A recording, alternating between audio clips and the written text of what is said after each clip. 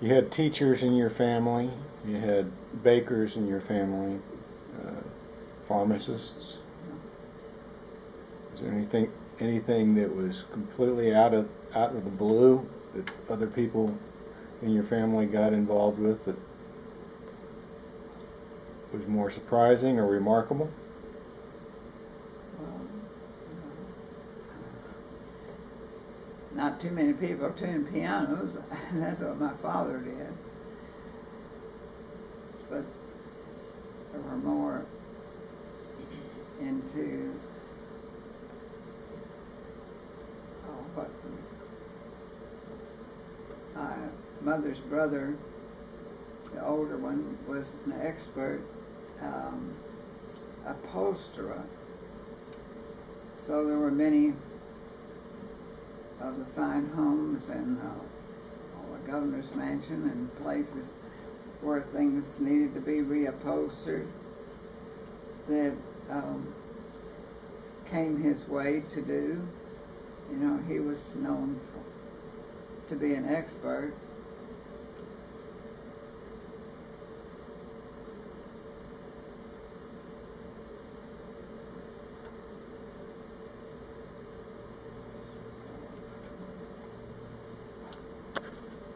What he did next. That's Theo you're talking about, or Theodore? Yeah, I could continue talking about the Plumires here. That when he no longer, he essentially was a businessman because when he wasn't going to do one thing, he was doing something else. He opened up a confectionery called the Blue Bonnet Confectionery.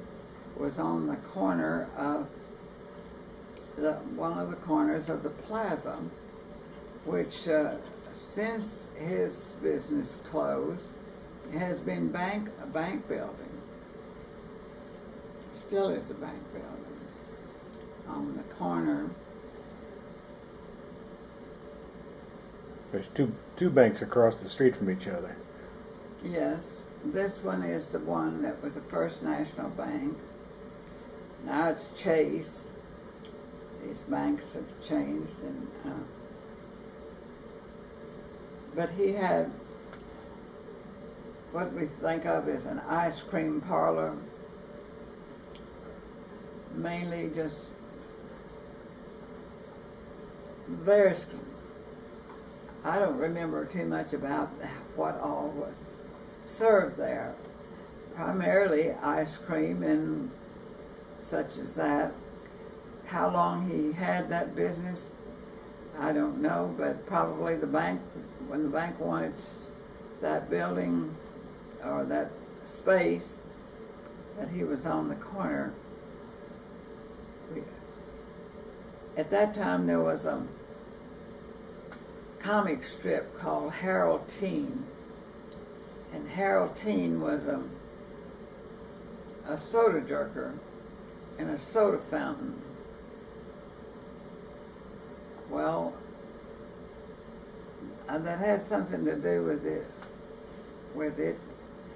He decided to make a business out on the way to San Antonio. It's just the block of the 1000 block. It's the corner now of Walnut and San Antonio, which is undergoing massive reconstruction. But he had a building built there for what was a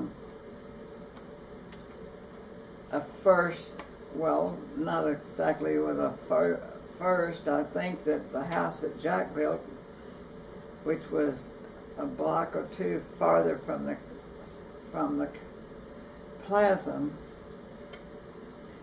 that they were similar. They provided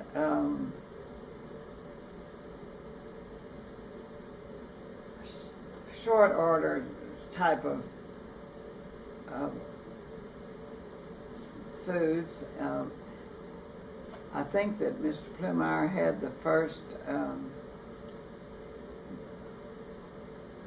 ice cream machine to make his own ice cream, and it would serve malt and shakes and all, which is common now, but wasn't so common back when he first started that.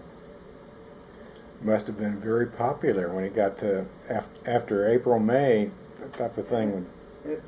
It was a very popular, and it was very popular during the 40s, after I came here, that the war was going on, and we had a lot of soldiers in San Antonio, and people in the military would, who were, well, many of them sought housing here and did live here during the time that they were stationed in San Antonio.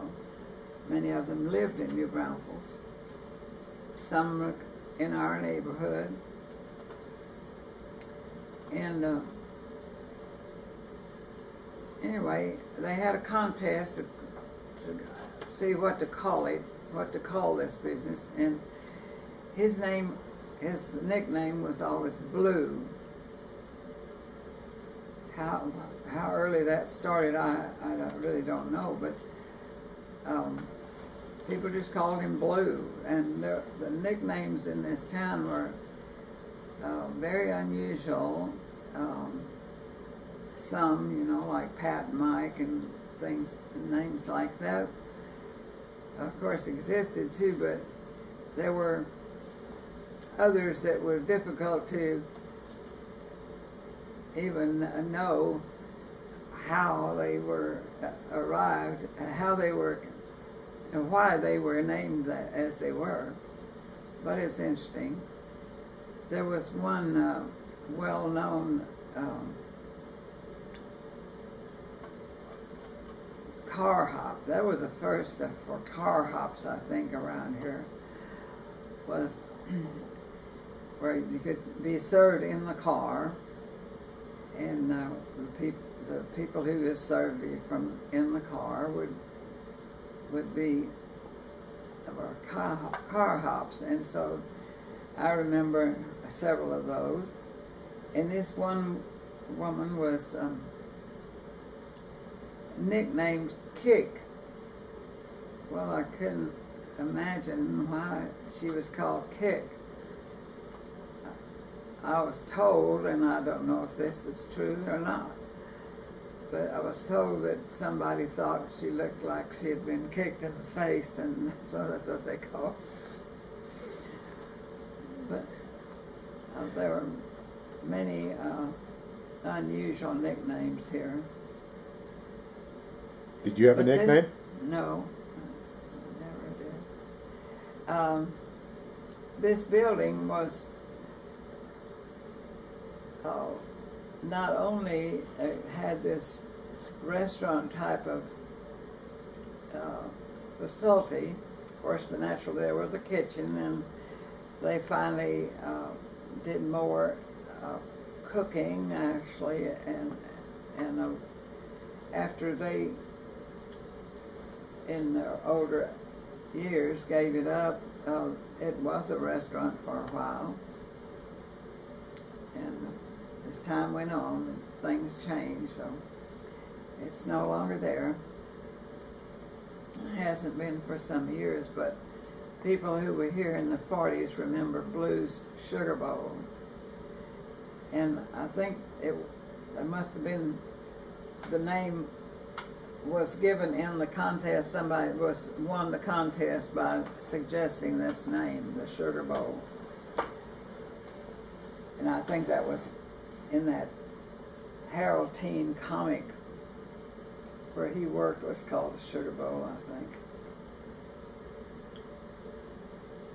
think. That's remembering a long time ago, though, so if I'm not accurate on that, okay, I'm not accurate. But I think that's correct.